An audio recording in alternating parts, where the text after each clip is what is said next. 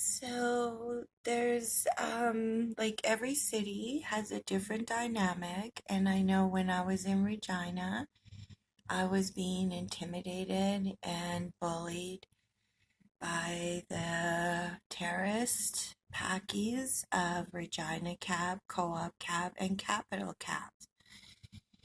And a man by the name of Fabian Iron Eagle from the Pasqua First Nation, he tried to help me and he protected me from the Paki terrorist cabbies, and he took me to his First Nation reserve. And that's where I found out that they hate Brad Wall and they're partial to the liberals and that they're not provincial, they're federal. And so I called Brad Wall's secretary and I said, so I know you don't like Pasqua First Nations. Do you want to trade information for putting away the cops and Pakis who murdered my mom? And then I said, but did Brad Wall kill my mom? Did Brad Wall have anything to do with my mom's murder? Because my mom was an activist and she had letters about Tarzan written to Brad Wall, and Brad Wall's office wrote letters back when I had to go through her stuff because everything is ruined when you rot, and it's an oil that gets on everything with a smell, and I didn't want to smell my mom's rotting ness and murder, so I wanted to see if there's anything I could get, and that's when I found the letters. Well, in Forts Nowhere in Lloyd, no, I only saw the cops. They drove around. They drove around like 40 times a day, and I lived in the ghetto part of Lloyd where it's behind the A&W. There's these apartments, Avenue Living, and Avenue Living must be owned by Pakis because they help RCMP and Hells Angels rape drug dealers who don't pay their bills. My neighbor didn't pay his drug bill, and men came to rape a man for days next door. And when that happened, there was no RCMP, not a one, and they drove around 40 times a day. And the days that guy got raped next door, not a one.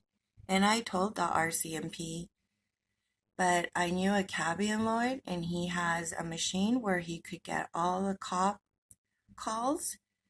And he told me that he didn't hear the call to my place. So when I called the RCMP's MSI catcher made my call go through to someone else.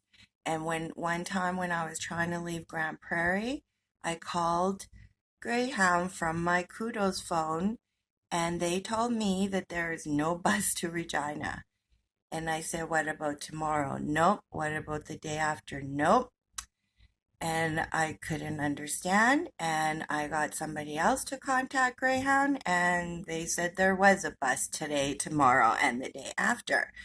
So I'm convinced that the RCMP MSI catcher will also not just deflect texts and calls and emails, but they will also transfer you to their call center of criminals. I've called Chatter, my cell provider, and I got a white woman wanting to know my address. And I was like, Chatter never asked me that before. And every time I call Chatter, I don't get white people. So I called back, and then a Paki answered. So the white woman told the Paki to answer, and these are criminals, and it's just bullshit that I have to deal with because I'm trying to protect Canadian kids. You understand? So, the fucking in Grand Prairie, the peace officer, the RCMP, the fire, the ambulance, they're all criminals in it together. Grand Prairie, years ago, the cabbies were African and they call me sister. They were black Africans and they called me sister. And they told me that the Pakis would come in and buy a hotel and leave. Because I said, oh, no Pakis here. And he told me, oh, they're coming. They buy the hotel and leave. So what I understand is that that's what they do. They buy out one business, then the next, then the next. And when they have enough businesses in the town, city, then they fire all the white people, all the Canadian, and they flood their businesses with Pakis and therefore flood the town or city with the criminal Pakis. All Pakis are criminal because any Paki can be told to commit a crime and they say, okay. Not all cultures will do that. East Indians are all criminals because a criminal can intimidate them and turn them criminal, like a sleeper cell. So they're all criminals. And that's all they know in their country. The only time people eat in India is when they get paid and told who to vote for. Every vote means East Indians get to eat. And they're told how to vote. They don't choose. That's not their culture. In Fort St. John, I saw the rcmp, the fire, and the ambulance in it together. In Cranbrook, the ambulance are stalking me because the cops can't. They know I'm going to record them and I'm going to post them. So they avoid it. But when they wanted to fuck with that Dale guy in Regina, that's when the Paki came to my motel. Not the Paki lover, RCMP, came to my motel. You know what I mean? And caused all this problem because of that incident. I'm homeless and I'm like, I have nothing to lose. So I might as well just post all the fucking crimes the RCMP do. And where those two teen boys supposedly kill people, the Paki gangs run that shit. And the fucking two innocent boys murdered multiple people that a network would do. Wake the fuck up. NBC, the RCMP are serial killers. And they set up young boys so that their fucking petty gang that help cops, cop lover gangs get fresh meat in jail. So the RCMP need to be punished. The RCMP have hurt a lot of youth, hurt a lot of children. In Regina, I met a slut whose mom is a RCMP. And this slut has a 1 bedroom and shares her bedroom with her 7, 8, 9-year-old son. One of those ages. The pervs, when they find out she's so open about her incest, they want in on it. They want to be part of that, raping that little boy.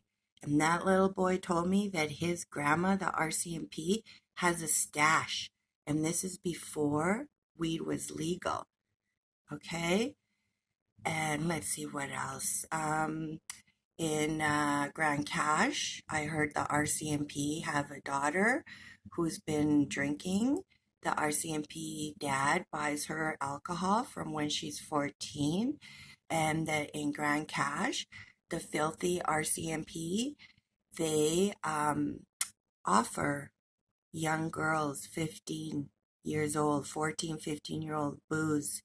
And that's the trash that made up a whole fictional person to lock me up, to punish me, to scare me not to talk.